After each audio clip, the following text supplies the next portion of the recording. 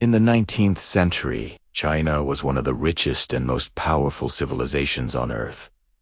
But in less than a century, it would be humiliated, occupied, and forced open by foreign powers. The spark that began this downfall was not gold, not land, but a drug opium. This is the story of the Opium Wars.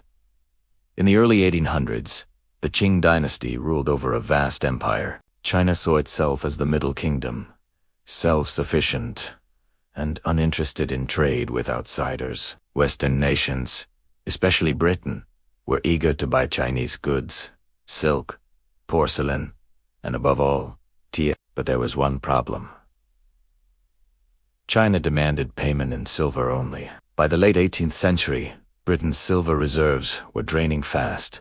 They needed something the Chinese would buy.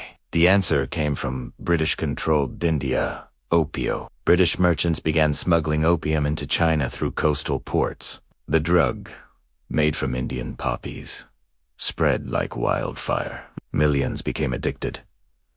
Families were destroyed. The Qing government's economy began to collapse as silver flowed out of the country. By the 1830s, opium addiction had become a national disaster. Corruption spread through every level of Chinese society, and the emperor demanded action. In 1839, Emperor Daoguang appointed Commissioner Lin Zexu to stop the opium trade once and for all. Lin was a man of integrity and determination. He arrested dealers, destroyed opium stores, and wrote directly to Queen Victoria, appealing to her sense of morality. The letter never reached her. Instead, Britain saw Lin's actions as a threat to its lucrative trade. When Lin destroyed over 20,000 chests of British opium at Human, worth millions, the British government retaliated with war. The British Navy, the most powerful in the world, launched a devastating attack. Their steam-powered warships, like the HMS Nemesis, outclassed China's wooden junks.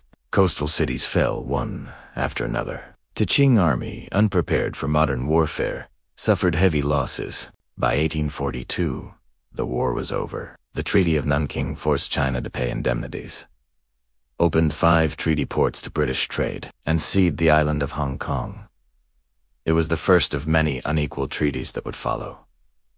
The defeat was humiliating. China's once mighty empire was now vulnerable. Western nations and even Japan took notice. The opium trade continued, growing stronger. The Qing government was weakened from within, struggling to maintain control over a restless population. For Britain, it was a triumph of commerce. For China, it was the beginning of a century of humiliation. A decade later, tensions reignited. This time, Britain was joined by France, seeking even greater privilege. The Second Opium War erupted after a dispute over a British ship. Western powers demanded more access, more ports, and diplomatic equality.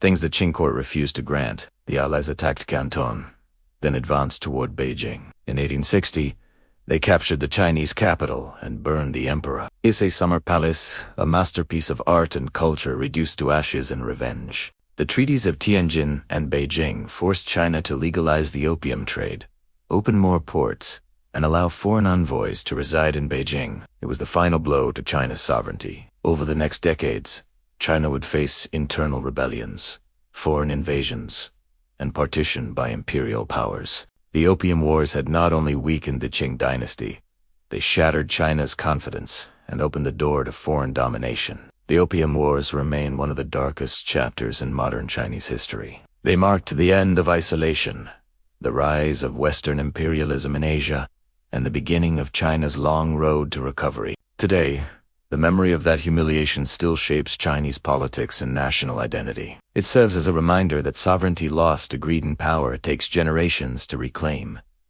The story of the Opium Wars is not just about drugs and trade. It is about pride, power, and the collision of worlds. It asks us a question that echoes through time. What happens when profit becomes more valuable than people? This is history not just of nations, but of humanity's choices.